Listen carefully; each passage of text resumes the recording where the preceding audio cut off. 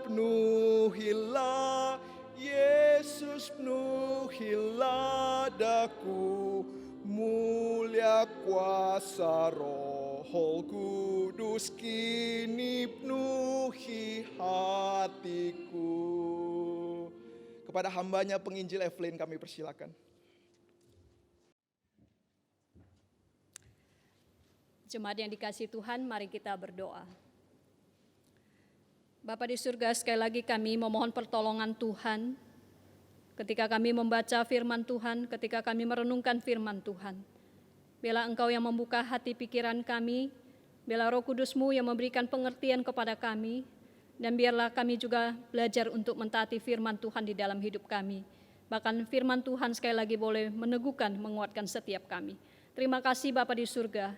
Kami menyerahkan setiap kami yang mendengarkan firman Tuhan dan hamba-Mu yang penuh dengan keterbatasan ini. Biarlah Tuhan Engkau memakainya menjadi alat di tangan Tuhan.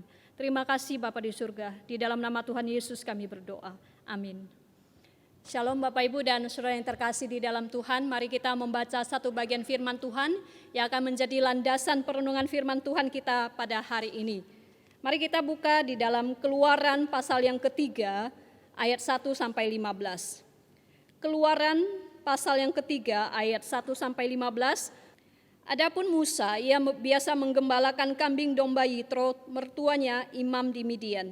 Sekali ketika ia menggiring kambing domba itu ke seberang padang gurun, sampailah ia ke gunung Allah, yakni gunung Horeb. Lalu malaikat Tuhan menampakkan diri kepadanya di dalam nyala api yang keluar dari semak duri. Lalu ia melihat dan tampaklah semak duri itu menyala tetapi tidak dimakan api. Musa berkata, baiklah aku menyimpang ke sana untuk memeriksa penglihatan yang hebat itu. Mengapakah tidak terbakar semak duri itu? Ketika dilihat Tuhan bahwa Musa menyimpang untuk memeriksanya, berserulah Allah dari tengah-tengah semak duri itu kepadanya, Musa, Musa. Dan ia menjawab, ya Allah. Lalu ia berfirman, janganlah datang dekat-dekat, tanggalkanlah kasutmu dari kakimu, sebab tempat di mana engkau berdiri itu adalah tanah yang kudus.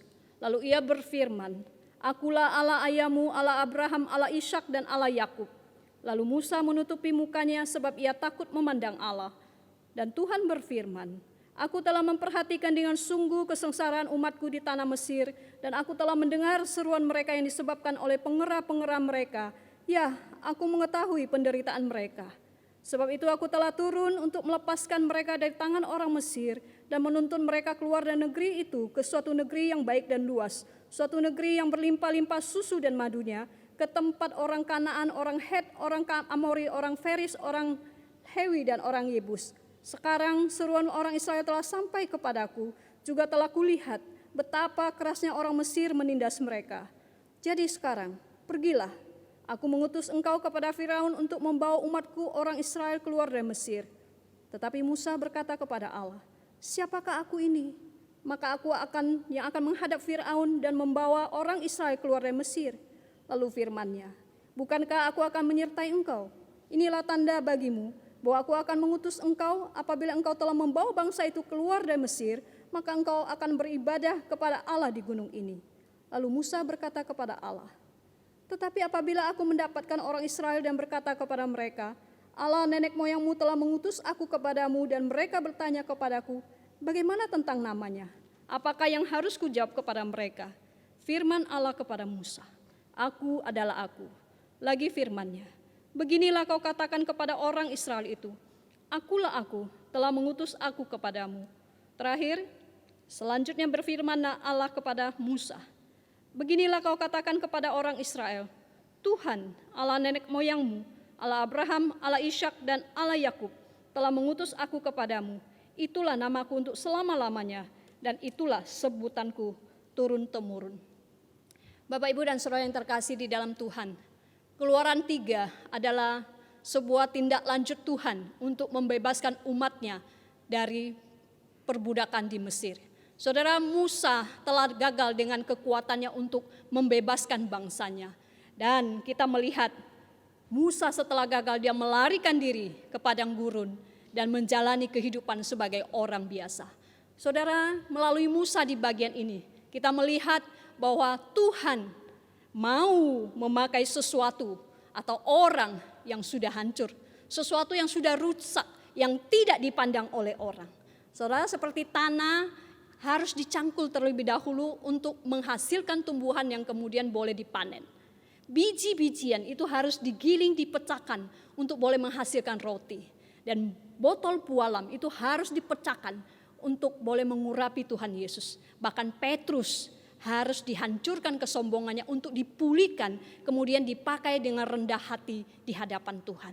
Saudara, Mazmur memberitahukan kepada kita khususnya 51 ayat 19 bahwa korban sembelihan kepada Allah ialah jiwa yang hancur, hati yang patah dan remuk tidak kau pandang hina ya Allah. Saudara, kalau kita melihat satu ayat sebelumnya itu ayat 18 bahwa Tuhan tidak menginginkan korban sembelihan. Dalam arti kata Tuhan tidak menginginkan persembahan yang datang dari kesombongan diri manusia. Tuhan mau kita mempersembahkan hidup kita sebagai korban yang hidup. Saudara, Rasul Paulus sendiri memberikan satu gambaran yang jelas tentang siapa kita sebagai manusia. Di dalam 2 Korintus 4 ayat 7 dikatakan, tetapi harta ini kami punyai dalam tanah liat supaya nyata bahwa kekuatan yang melimpah-limpah itu berasal dari Allah, bukan dari diri kami sendiri. Saudara, bejana tanah liat itu mengacu kepada tubuh kita dan kemampuan kita di dalam kekuatan daging. Bagi kita ini bukan siapa-siapa. Bagi Tuhan, kita ini sebuah bejana. Saudara, entah kita ini sebuah bejana yang cantik tetapi rapuh, atau kita ini sebuah bejana yang tipis, mudah pecah, atau kita ini hanyalah sebongkah tembikar yang kelihatan tidak menarik tetapi sangat berguna. Tahukah saudara apa yang menjadi luar biasa di sini? Ini bukan tentang kondisi bejana itu, saudara, tetapi tentang nilai harta karun yang ada di dalamnya. Harta dalam bejana tanah liat kita itu adalah terang, adalah kemuliaan keselamatan dari Kristus Yesus itu sendiri. Saudara, kita bisa membayangkan betapa pada waktu itu Musa merasa dirinya itu sebagai barang yang sudah rusak, yang hancur, yang tidak berguna. Bagaimana tidak, saudara? Dia dibesarkan sebagai seorang putra dari seorang putri Firaun. Dia dididik, diajar, dilatih. Kemudian dia tersisih dan dilupakan. Tetapi di dalam Keluaran 3 memberikan kita satu gambaran tentang bagaimana Allah memandang dan memilih untuk menggunakan bejana yang rusak, yang tidak dipandang orang. Dalam hal ini adalah Musa. Saudara, dari bagian ini setidaknya kita bisa melihat dua hal. Yang pertama, Allah menyatakan kehadirannya. Saudara, setelah Musa melarikan diri dari Mesir di padang gurun, selama melewati 40 tahun itu, saudara, tidak ada satu kata pun dari Tuhan datang kepada Musa. Hidup Musa itu sama seperti orang biasa, sama seperti kita. Dia menjalani kehidupan sebagai seorang gembala domba. Pagi dia bangun mempersiapkan diri, kemudian membawa domba-dombanya untuk dibawa ke padang rumput hijau. Dan setelah malam dia pulang beristirahat. Saudara, itu yang dia lakukan setiap hari. Mungkin saudara, kita juga seperti itu, setiap hari melakukan rutinitas kita tanpa kita sadari hari demi hari, dan kita berusaha untuk melewatinya. Saudara, tidak ada bintang jatuh, tidak ada tanda atau apapun yang mengatakan kepada Musa, Tuhan akan bertemu dengannya. Tidak ada, saudara. Dia hanya melakukan aktivitasnya terus menerus selama 40 tahun itu. Kita menjalani hari-hari kita mungkin seperti itu.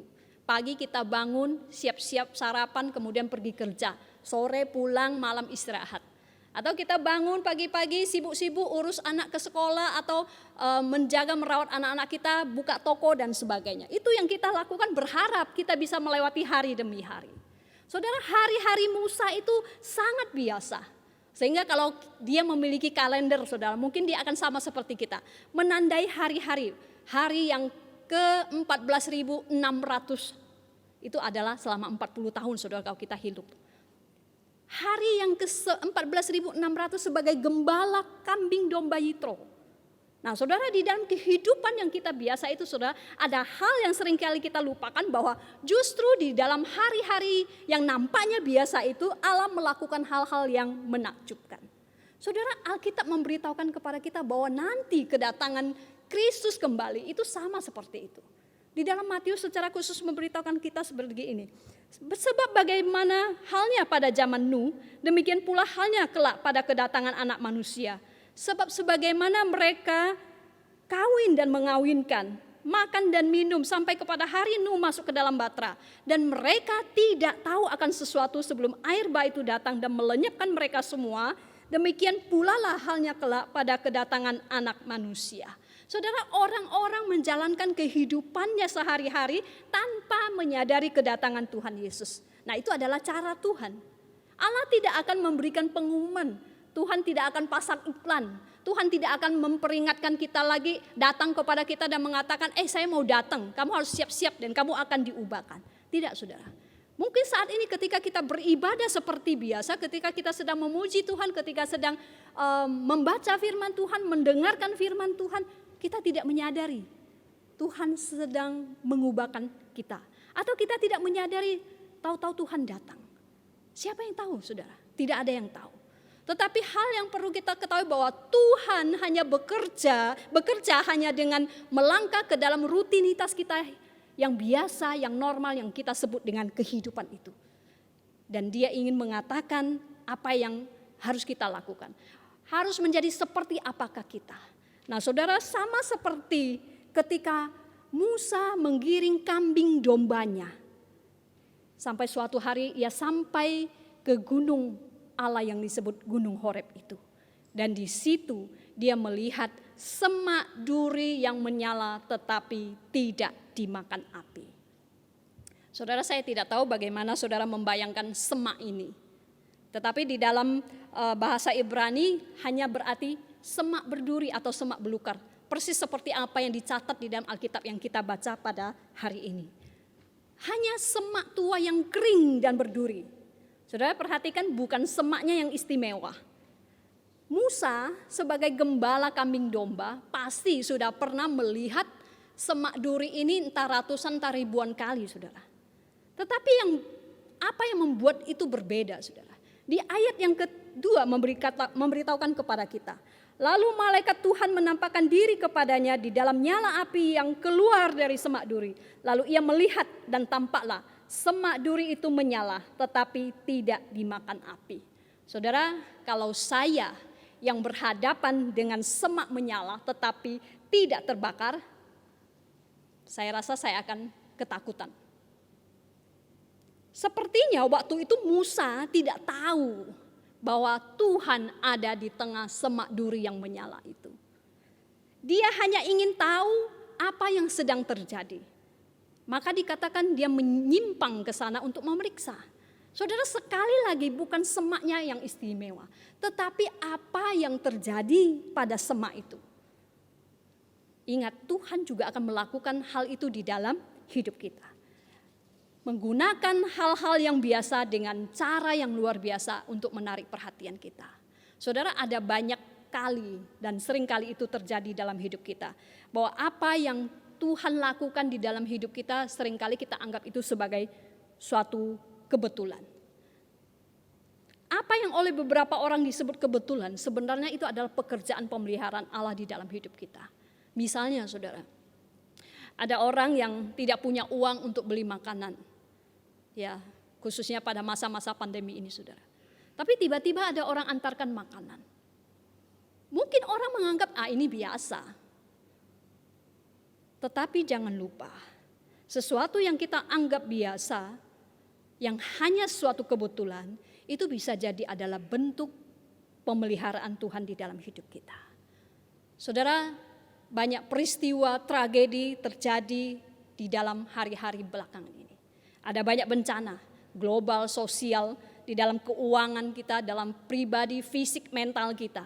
Kita melihat ada banyak bangkai mobil, kecelakaan pesawat, badai, gempa bumi, ada serangan teroris, saudara. Kemudian ada masalah kesehatan yang dihadapi banyak orang, kehilangan orang-orang yang dikasihi, kehilangan pekerjaan, kehilangan keuangan. Saudara, bagaimana kita menanggapi semua hal ini? Kalau kita bisa keluar dari satu hal yang saya sebutkan itu tadi, saudara, itu bukan karena kemampuan kita. Ingat bahwa Tuhanlah yang mengeluarkan kita dengan tangannya yang kuat dan kita bisa melewatinya. Apa yang harus kita lakukan ketika kita melihat kejadian yang tidak biasa ini terjadi? Mungkin ada orang bertanya, Tuhan mengapa? Saudara, kita harus bertanya pada diri sendiri. Apa yang Tuhan coba ajarkan atau yang mau Tuhan katakan kepada saya hari ini? Saudara, kita melihat bahwa teks ini memberitahukan kepada kita bahwa di setiap hari yang biasa, Tuhan hadir dan datang mencari kita melalui momen yang luar biasa. Saudara, karena semak itu begitu aneh, maka Musa berkata di ayat yang ketiga, baiklah aku menyimpang ke sana untuk memeriksa penglihatan yang hebat itu. Mengapakah tidak terbakar semak duri itu? Saudara, saat itu Musa tidak melihat ada makna teologis di belakangnya. Gak tahu, saudara. Musa pun tidak tahu bahwa apa yang dia lihat itu akan mengubah hidupnya. Mengubah jalan hidupnya. Mengubah dia dari seorang gembala menjadi apa. Dia tidak tahu, saudara. Dia hanya pengen tahu apa yang terjadi. Tetapi kita melihat keingintahuan dia itu membawa satu momen kejelasan. Pada akhirnya dia harus menjadi apa. Saudara yang terkasih di dalam Tuhan, selama 40 tahun di padang gurun. Setelah 40 tahun Tuhan tidak berkata apapun pada dia. Bagaimana tanggapan Musa pada waktu itu? Saudara, hanya satu kata yang dia katakan. Ya Allah. Saudara yang terkasih di dalam Tuhan. Tuhan sudah mencari Musa. Waktu Musa ingin datang kepada Tuhan lebih dekat. Saudara, kita perhatikan. Ketika dia ingin mencari tahu apa yang terjadi, di ayat 4 Tuhan memilih untuk berbicara kepada Musa. Ketika dilihat Tuhan bahwa Musa menyimpang untuk memeriksanya, berserulah Allah dari tengah-tengah semak duri itu kepadanya, Musa, Musa. Saudara, Allah berbicara kepada Musa. Musa, Musa. Saudara, saya percaya alasan mengapa begitu banyak orang Kristen tidak pernah mendengarkan suara Tuhan. Karena mereka tidak pernah meluangkan waktu dari jadwal sibuk mereka untuk berbalik dan melihat semak-semak yang Tuhan bakar bagi mereka. Saking sibuknya manusia dengan pekerjaannya, dengan urusannya, mereka lupa untuk melihat kepada firman Tuhan. Apa yang Tuhan katakan kepada mereka. Mereka lupa untuk berdiam diri di hadapan Tuhan, mendengarkan suara Tuhan. Kalaupun ada, mungkin itu sesekali. Sesekali bersaat teduh, sesekali membaca firman Tuhan, sesekali berdoa. Nah, itu sebabnya manusia tidak bisa mendengar dengan jelas apa yang Tuhan mau sampaikan kepadanya. Saudara, ketika Tuhan berbicara, dia berkata, Musa, Musa. Saudara, kenapa Tuhan tidak berkata Musa dengan suara yang menggelegar? Tuhan mengatakan itu 2 kali. Kalau kita perhatikan di dalam Alkitab, saudara, ada banyak kali Tuhan juga berbicara ketika dia memanggil tokoh-tokoh yang ada di dalam Alkitab ini. Seperti Abraham, Samuel, dan sekarang Musa. Saudara, ini adalah cara orang Semit berbicara ketika ingin menunjukkan rasa sayangnya. Di sini Tuhan ingin menunjukkan kepada Musa bahwa dia peduli, memperhatikan dan mengasihi Musa. Tuhan di sini mulai mengungkapkan dirinya kepada Musa. Saudara, Tuhan memulai dari dirinya. Ini mengingatkan kita akan karya penebusan Allah bagi kita. Bahwa kisah penebusan tidak dimulai dari kita, tetapi dimulai dari Allah. Inisiatif dari Allah. Dan itu dikerjakan bagi kita. Saudara, di sini Allah juga tidak memulai dengan diri Musa atau mengungkit-ungkit kegagalan Musa. Tetapi dia memulai dengan belas kasih dan perhatiannya kepada Musa. Kemudian Allah mengungkapkan pribadi dan kuasanya. Bahkan setelah Musa gagal, saudara, Allah masih mau menyatakan diri kepadanya. Setelah Musa melarikan diri dan takut akan apa yang dikerjakan, apa yang mau dilakukan Firaun kepadanya, saat itu Tuhan berbicara. Saat Tuhan berbicara, Musa berhadapan langsung dengan Allah yang memanggil dan memilih dia untuk satu tugas yang khusus. Setelah 40 tahun di padang gurun, waktu Allah berbicara kepadanya, bagaimana tanggapan Musa? Masih di ayat keempat yang terakhir, Musa hanya berkata, "Ya Allah." Saudara, di dalam bahasa Ibrani, bahasa aslinya ditulis Hineni. Aku di sini, ini aku. Saudara, apa yang mungkin telah dilakukan Musa 40 tahun sebelumnya di istana itu berbeda sekali setelah 40 tahun dia berada di padang gurun. Dia yang dulunya penuh kuasa itu, sekarang saudara, Musa akhirnya menjadi rendah hati, siap diisi dengan api Tuhan. Saudara yang terkasih di dalam Tuhan, kita harus memahami bahwa Tuhan tidak terkesan apapun tentang kita atau apa yang kita lakukan. Dia sedang melihat kerendahan hati kita. Dia sedang melihat kepekaan hati kita dan dia sedang melihat kesediaan kita. Keberadaan kita di dalam kerajaan Allah ini tidak didasarkan pada bejananya pada diri kita, tetapi harta karun apa yang ingin Tuhan taruh di dalamnya. Saudara, ayat selanjutnya dikatakan, janganlah datang dekat-dekat, tanggalkanlah kasutmu dari kakimu, sebab tempat di mana engkau berada itu adalah tanah yang kudus. Saudara, kalau kita pelajari kebiasaan masyarakat timur kuno, saudara, tindakan menanggalkan kasut ini menunjukkan rasa hormat kepada pemilik rumah. Saya rasa ini juga dilakukan oleh kita ya sampai hari ini. Ketika kita bertamu, kita akan menanggalkan kasut kita ya karena kita menghormati. Saudara, bukan hanya sekedar maksudnya tanggalkan kasut, saudara. Apa yang Tuhan mau katakan kepada Musa? Tanah yang sedang dia injak itu adalah tanah yang kudus, tanah yang dipisahkan.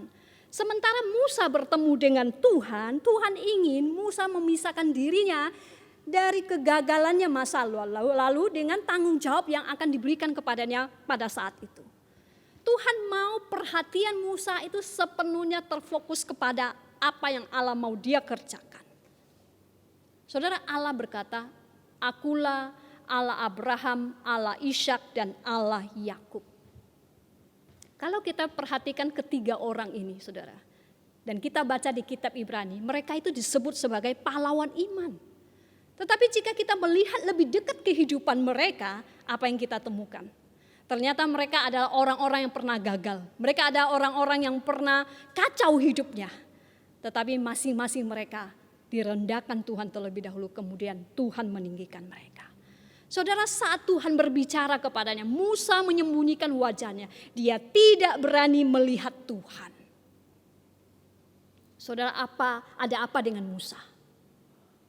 Dia menundukkan diri, dia melihat dirinya sendiri. Musa yang dulunya adalah seorang pangeran, sekarang dia hanya seorang gembala. Dulunya punya jabatan dan kuasa, sekarang itu bukan siapa-siapa. Dulu dia punya kuasa untuk menyisihkan orang lain, sekarang dirinya adalah orang yang tersisih. Tetapi kita melihat justru di dalam keadaan yang seperti ini, pada saat Musa merendahkan diri di hadapan Tuhan, Tuhan menyatakan panggilan dan pilihannya kepada Musa. Saudara, kita tidak akan pernah melihat diri kita itu dengan benar sampai kita bisa melihat Allah dengan jelas. Pada waktu itu Musa melihat Allah dengan jelas. Allah hadir di hadapannya dan dia tahu siapa dirinya sesungguhnya. Oleh karena itu dia bisa merendahkan hati di hadapan Tuhan. Saudara, bukan hanya Allah menyatakan kehadirannya, tetapi saat Allah hadir, dia menyatakan rencana dan pilihannya atas diri Musa. Jika kita melihat ayat 7-9, saudara, Di situ Allah dengan jelas mengatakan kepada Musa bahwa dia tahu apa yang sedang terjadi pada umatnya di Mesir. Tuhan tahu umat Israel sedang berada di dalam penderitaan. Mereka sedang ditindas. Tuhan tahu semua itu. Ini memberitahukan kepada kita, saudara, bahwa Tuhan juga tahu persis di mana kita berada dan apa yang sedang kita alami hari ini. Dia melihat, dia peduli, dan yang terpenting adalah Tuhan tergerak oleh apa yang kita alami. Dia tergerak oleh kesengsaraan umatnya. Saudara, begitu pula Israel.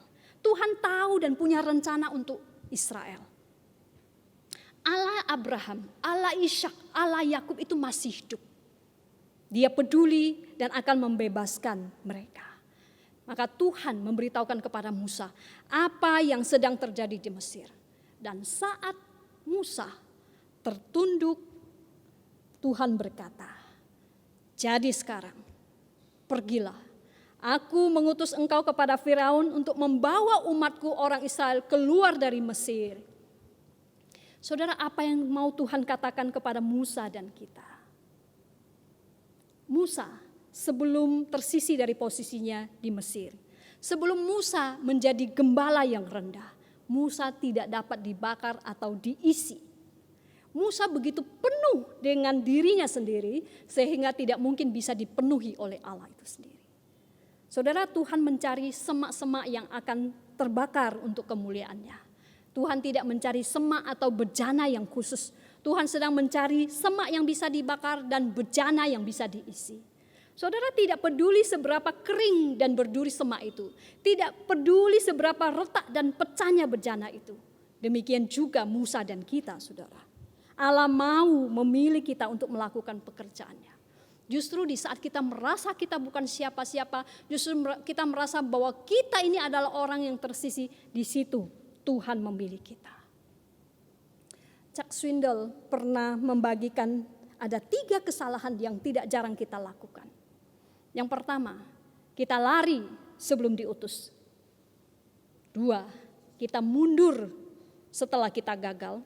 Dan yang ketiga, kita menolak saat kita dipanggil. Saudara, Musa ketika ia dipilih dan diutus untuk membawa umat Israel keluar dari Mesir, dia bertanya, siapa dirinya? Ia merasa bahwa ia bukan siapa-siapa dan tidak punya kemampuan untuk melakukan pekerjaan Tuhan. Dia khawatir bagaimana ia bisa melakukan hal yang besar. Dia khawatir kalau umat Israel bertanya, bagaimana tentang namanya? Atas nama siapa mereka harus keluar dari Mesir? Saudara, apa yang harus dia katakan? Musa khawatir. Saudara, di dalam hidup kita ketika kita harus melakukan sesuatu yang baru, pekerjaan kita kah, pelayanan kita kah, kehidupan kita kah sehari-hari, kadang-kala kita juga dipenuhi dengan rasa kekhawatiran. Bagaimana. Saudara, dengan otoritas siapa dan atas nama siapa mereka harus keluar dari Mesir?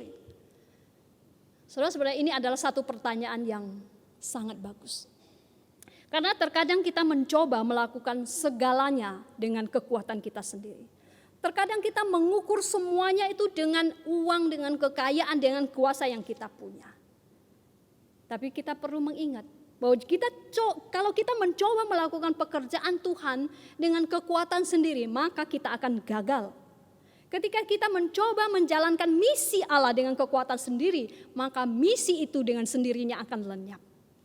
Saudara, baik kita sadari atau tidak kita sadari, entah karena kita sudah terbiasa melakukannya atau karena kita merasa mampu, maka kita tidak perlu lagi bertanya kepada Tuhan apa, bagaimana, dan kapan.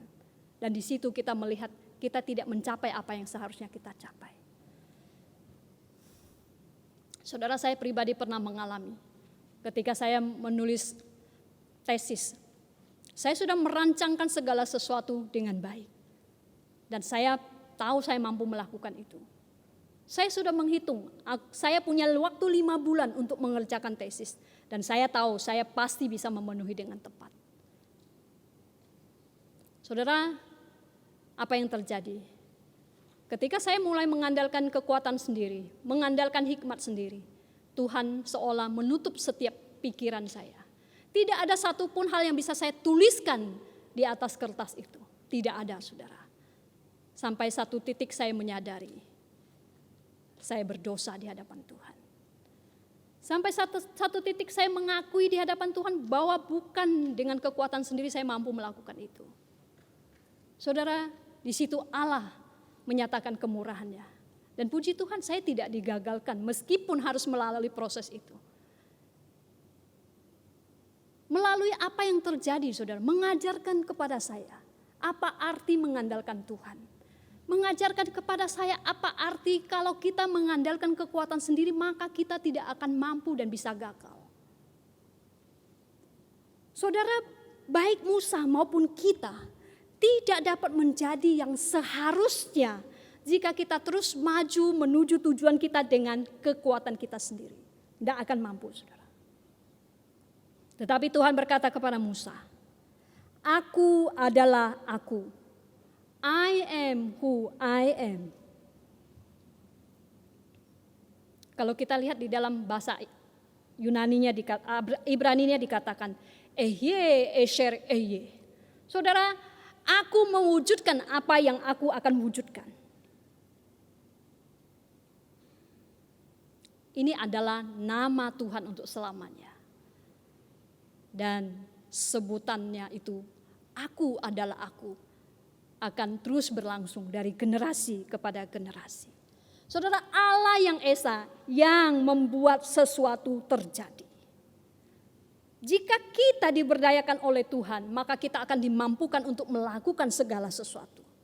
Tetapi jika kita tetap berpegang kepada pandangan, oh biarkan saya lakukan sendiri, saya mampu, maka percaya saudara, kita akan gagal kalau itu tidak berkenan kepada Tuhan.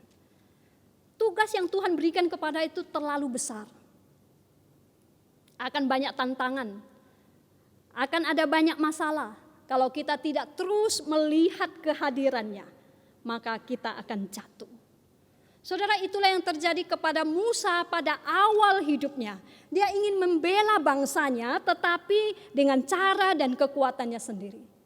Petrus jatuh ketika ia menyombongkan diri bahwa ia mampu untuk bertahan di dalam imannya, tetapi akhirnya dia menyangkal Yesus.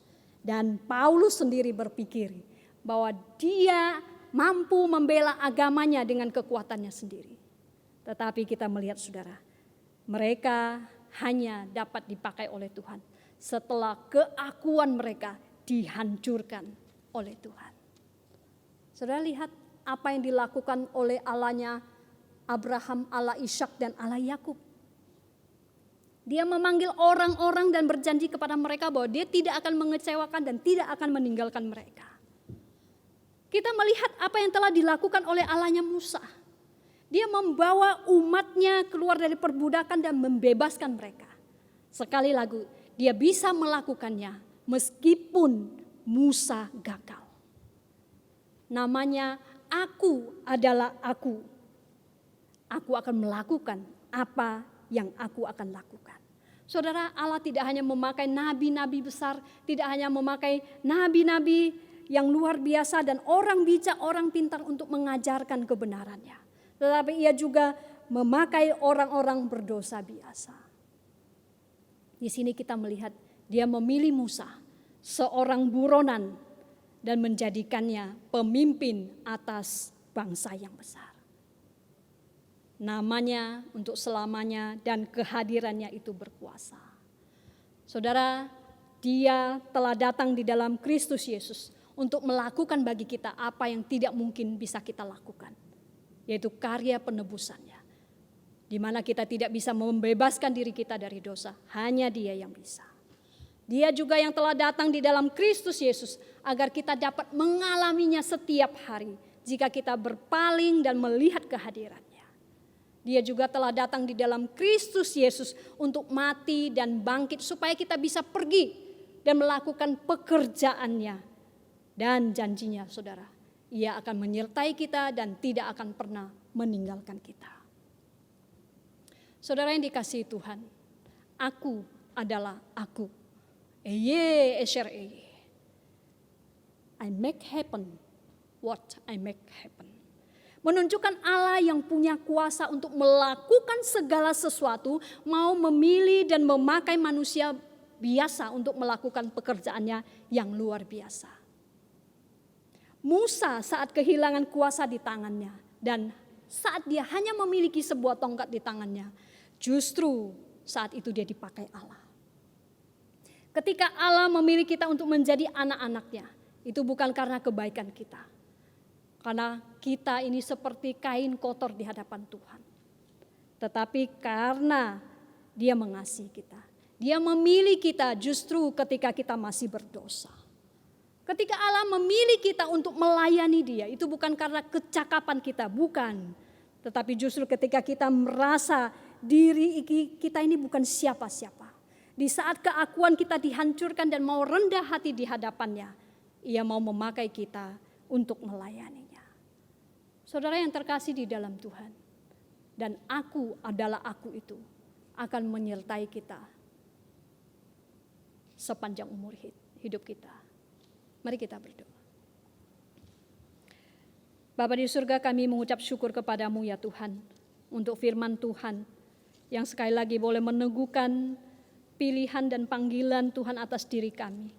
Tuhan, kami mengucap syukur, kami adalah orang-orang yang dikasihi, yang dipilih Allah untuk menjadi anak-anak kesayangan-Mu. Tuhan, kami juga rindu, kami mau rendah hati, juga boleh dipilih, dipakai oleh Tuhan untuk menjadi alat di tangan Tuhan. Entah itu di tengah keluarga kami, di tengah pekerjaan kami, di tengah-tengah gereja Tuhan di tempat ini. Tuhan, biarlah Engkau, Allah yang kuasa itu, senantiasa memenuhi kami, senantiasa memampukan kami untuk mengandalkan Engkau, mengandalkan kekuatan-Mu di dalam segala yang kami kerjakan. Terima kasih ya Tuhan, biarlah apa yang kami lakukan di dalam hidup kami ada hal yang memuliakan Tuhan. Di dalam nama Tuhan Yesus kami berdoa. Amin.